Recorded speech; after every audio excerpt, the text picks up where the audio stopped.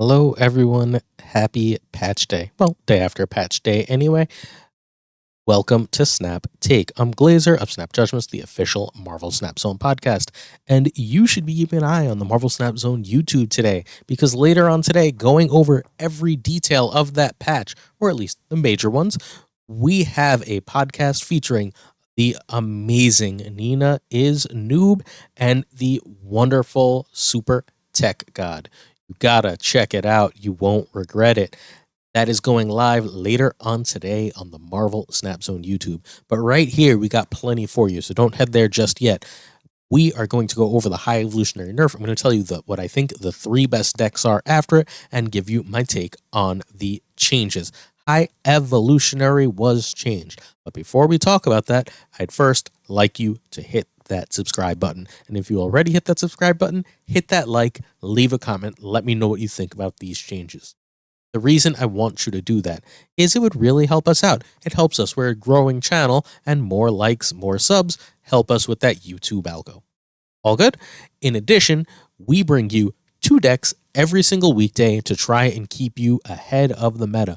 We make sure that where the meta goes, you are one step ahead, stealing those cubes, getting infinite tickets with decks that others can't know about yet, can't prepare for. In addition, we do the biggest giveaway in all of Marvel Snap every single month. We give away more season passes than everyone, but you got to be subbed so you don't miss it, so that you're eligible to win. Don't forget, you'd be so sad if you managed to. All right, cool. Let's talk Evolutionary. First, Evolutionary was changed. Evolutionary was changed in the following way. The card itself wasn't. The effects of the cards he effects were changed. As assumed by everyone, Wasp now hits only one target. Great, that's perfectly fair. A 0-2 is still a lot of stats. That's fundamentally what Wasp becomes. Meanwhile, Hulk gets a huge change. Hulk now no longer gains power from his ongoing if he is in your deck. He has to be either on board or in your hand to be gaining that power. That's a strange and high variance change, but I'm going to be straight up with you. I don't think these changes are a lot. I told you this was going to happen. Right here, I wrote top 5 cards to get from Spotlight caches this season, and I'm just going to straight up spoil number 1. I think the most important card you can have in the game right now is High Evolutionary, and I wrote this whole thing about how, I didn't think that was going to change. I really just didn't expect it to change. I thought that High Evolutionary was going to remain good. I thought the nerf, given how excited people were for the card, was going to be really small. I paid a lot of attention to second dinner. Didn't really expect Bounce to get nothing, but neither here nor there. But I still think High Evolutionary is one of the best and most important things you can be doing in the current Marvel Snap meta. We're going to talk about the 3 decks after nerf that I think are the best. And let me just spoil you. 2 of them haven't changed too much. 2 of them are very similar to where they were before, but one of them is very, very different. One of them is brand new. We've got a brand new, I think, tier 1 deck to talk about for you today. Again, please make sure you hit that sub button. We'd appreciate it. Deck 1. This is called Meta Lockdown. This exact version of the deck, played by our friend Fozzer Snaps. Make sure you check out Fozzer Snaps on Twitch. Is amazing. I'm actually going to be on there later doing a Snap showdown with him. Lambie was on there. If you've heard of Lambie, the best Marvel Snap player in the world, Fozzer actually beat him in a Snap showdown, like game show situation where they there and ask while they're being interviewed, and Fozzer won. I'm going to be on there later on today, so if you're seeing this early in the morning, make sure you check that out at about noon, 12:30-ish Eastern. All right. This is Fozzer's deck, his 80%-ish win rate deck. It's got 70% win rate at the end of the day because Fozzer decided that he wanted boosters for a Misty variant and took out Jeff for Misty, and the deck got significantly worse. But look, even a 70% win rate deck that hit Infinite is a top-tier deck. This deck is relatively straightforward. It wants to Storm and Cyclops a lane, like so many High Evo Lockdown decks do.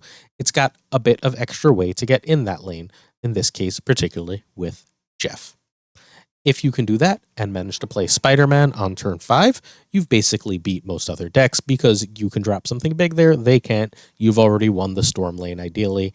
Congratulations. If you got Jeff out early, Jeff can move into the Storm lane or out of the Storm lane into another lane to make sure that you get that win. Spider-Ham can make whatever they would use to bother you, say a Doom in that lane, not an issue. If you can't get a Cyclops into that Storm lane, Thing is perfectly fine as a counter. Wasp is also just good as a nice cheap thing. The other turn 5 play is Wave. If you're not sure what they're going to do and you think they're not going to go wide that turn, particularly against Sarah decks very rarely have an answer. You play Wave, and then you play either Doom or Hulk, and it's over. You win, you steal Q. Spider-Ham has given you the information to make sure that everything goes copacetically, as has Daredevil. Both of those are telling you where your Spider-Man or Wave work, whether you should Spider-Man or Wave, and how you should play it. Deck works so smoothly. I'm aware that this is like the other decks usually run like Nebula or Sunspot or all these other cards that really die to Killmonger. The only card here that suffers from Killmonger is Spider-Ham, and we don't really care about Spider-Ham. Not a big deal. The second deck is my Spicy Hot Dog. Oops, I didn't hit the right version of this. Excuse me. Let's actually fix that real fast. We're going to look at it this way. There we go. Spicy Hot Dog. This is my version of Lockjaw. It is the version I think that does the best against Bounce. You can make several tweaks if Bounce is not your concern. This beats Bounce for two very specific reasons. Those reasons are A, Spider-Ham. If they don't have access to their Shang-Chi or Iron Man, whatever they're running at that cost curve, they can struggle to match you in points.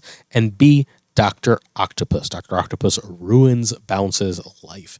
It fills a lane with crap they don't want. It makes it so that like things aren't where they want. Their whole energy, their whole last turn go off big power thing is ruined, especially, you hear my cat? Especially if you manage to get their Mysterio out of their hand. Like their Mysterio and Hitmonkey that turn, if they didn't go off, just absolutely wrecks them. I cut Jubilee for this from my version. I think cutting Jubilee is a good idea. It's important because, well,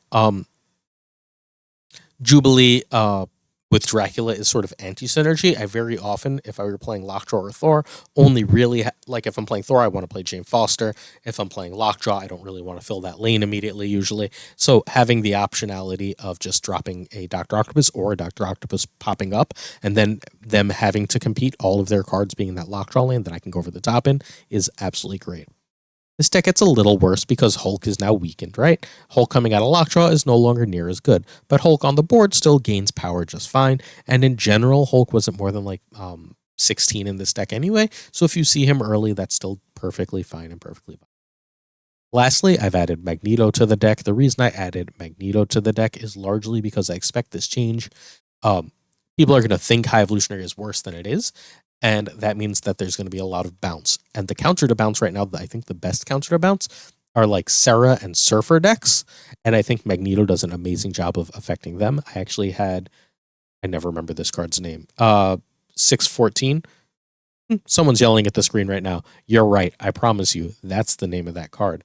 But the 614 Giganto, giant card, was there for a while, but Magneto is just better because pulling cards in this current meta is so important. Spider-Ham is still everywhere. Infinite is in the deck.